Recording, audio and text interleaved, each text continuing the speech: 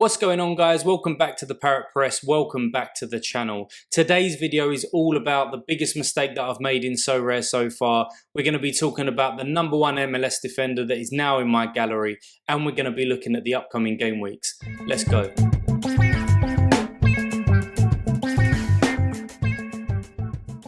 Alright, before I actually reveal the player that I went ahead and got, we're going to be taking a look at the trade because it wasn't a straight ETH purchase. And the first guy is this guy, Jonathan Osario. And I said in my last video that I wanted to keep this guy around. I think that he's got great potential, got good scores in him, and he's already left the club.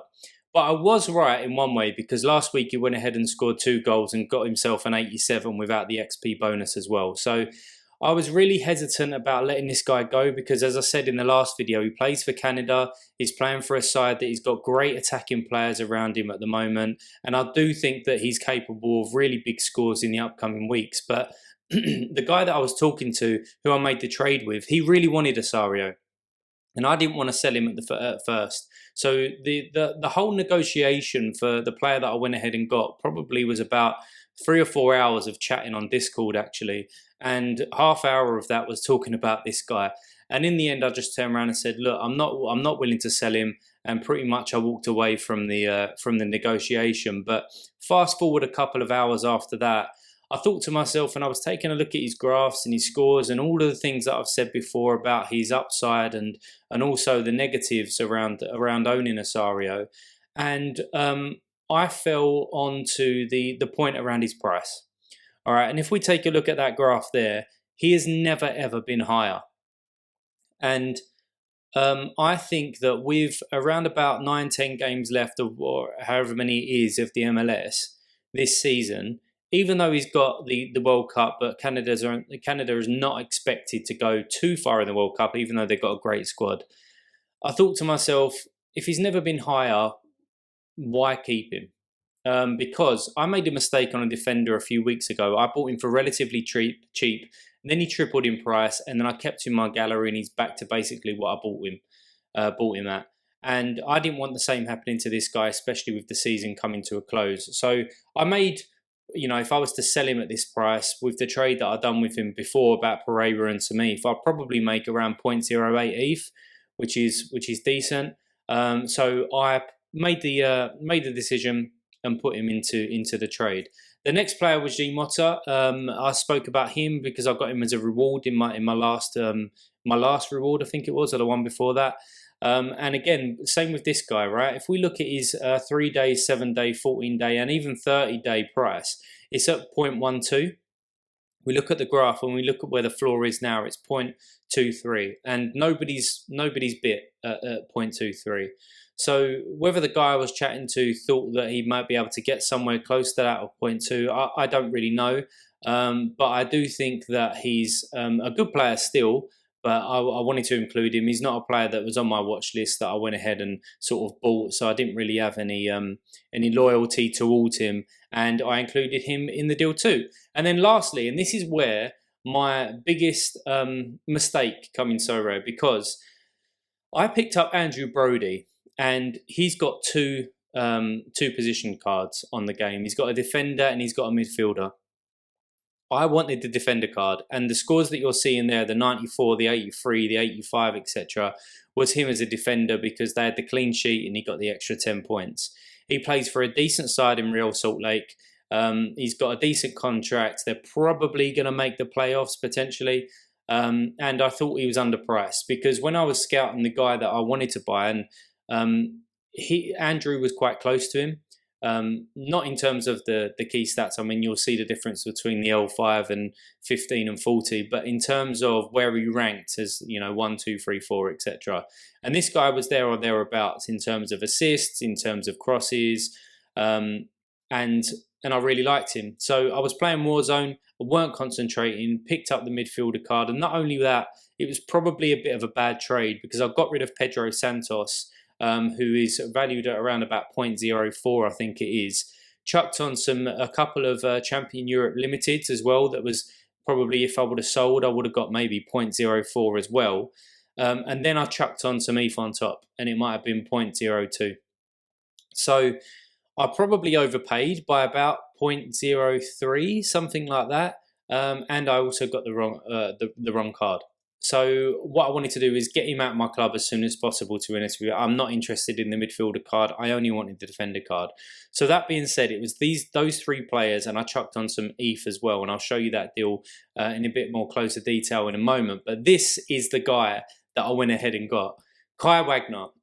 And as of probably last night, I was super stoked about having him. Still, I made the deal a couple of days ago, and I thought, great, he's going to be added to my Yamar, he's going to be added to Zimmerman.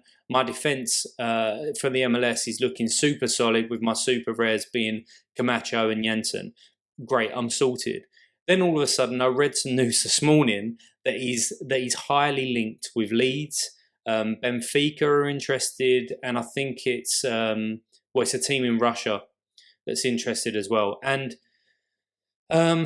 that's a bit of a kick in the teeth, because if he does go to Leeds, I think his price may drop. Obviously, clean sheets are going to be hard to come by at Leeds, I think, this year in the Premier League. If he goes to Benfica, and Grimaldo, I think it is their left back, he's been linked with some big clubs around Europe. So if he goes there, he might have a starting spot, and his value might hold, or it might even go up a little bit. But I am a little bit nervous. All right, I knew there was a risk buying him around him being linked and maybe going back to Germany in the future, but I didn't think it would be this quickly. But if we look at his scores, they're second to none. He has a massive, massive boost in terms of scores with the new matrix coming in. I think it's 5 points on every on L5, 15, and 40. So he plays for the best defense in the league in Philadelphia, and I hope he sticks around. He's on set pieces. I can't sing his praises enough. I think he leads in terms of assists for the MLS this year. But we'll have to wait and see. But let's take a look at the deal in a little bit more closer detail. So as I said, those three players, and I sent 0.035 ETH as well. So the valuation on that day was 0.446. And I think at the time there was a Wagner that was on the market for 0.38. So you could say, obviously, that's a little bit overplayed. But if we look at the ETH on floors now, it's over half an ETH. But I do think that's I don't think that's right, because I think Osario will drop a little bit, just in my opinion. I mean, don't get me wrong, if he smashes the next 3 or 4 games, he's probably going to go up to 0.4 himself. But with where we are in the season, I don't see him rising anymore. I hope he don't, now that I've made this trade. We've got Motta in there, which again I think was overpriced at the moment, around about 0.1, and then we've obviously got Brody in there. And I picked up Kai Wagner, and not only did I get him, I got his new card as well, so I can train him if he stays at Philadelphia all through the winter when MLS is not playing. So that's the trade that I've done. Super happy that I've got Wagner in if he stays at Philadelphia. If he doesn't, we got some issues, and we got to think about what we're going to do with him. But going on to the game weeks this week. So we have got Joe Willis, we have got Zimmerman, we have got Zelleray, and we've got Espinoza, and we've got Sapong. And Espinoza is a new signing for me. So I managed to get rid of my Boxall Super Rare.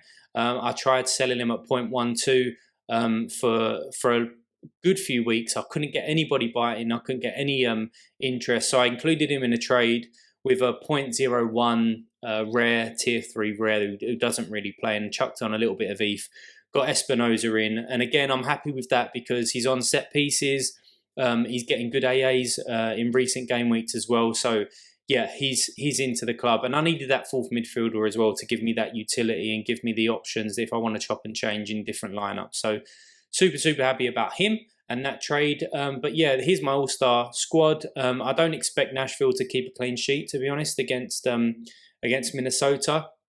But if they do, obviously it's a positive. This is almost a threshold team other than Zelleray, because I had the choice to make where to put my 3-star midfielders, being Zelleray, Reynoso and Acosta, and I decided to put Zelleray in my all-star. So if I get threshold, then that's my main aim. Then I've got my America Rare squad, which looks like this. Fry, Yamar, Acosta, Morris, and the new boy Wagner in there as well. They're all at home. And I wanted this to be my strongest lineup this week, so that's why I put Acosta in there, because he's got that home fixture, and he's I mean, you can see there by his L5, 70, all right, only 40%, but even his L15 is 63. And the other guys are all capable of good scores, especially the two defenders there. If we can keep a clean sheet, if Morris can nick a goal and get a decisive, then I think that I'm in really, really good stead to get something out of this team.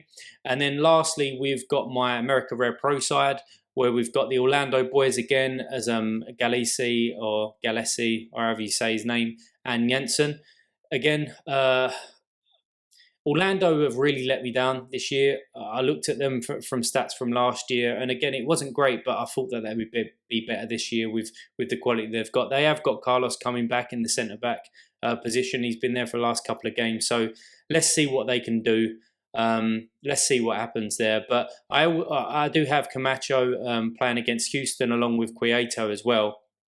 So that's 12th versus 3rd. So hopefully I can pick up some good points there. And I've got Reynoso, who is always capable of decisives and AA, hence why he is my captain. So there you go, guys. That is what my sides look like this week. That is an update on my gallery. If you like the video, hit the like button. If you want to subscribe, then hit the subscribe button if you want to see some more. And I will see you guys in the future.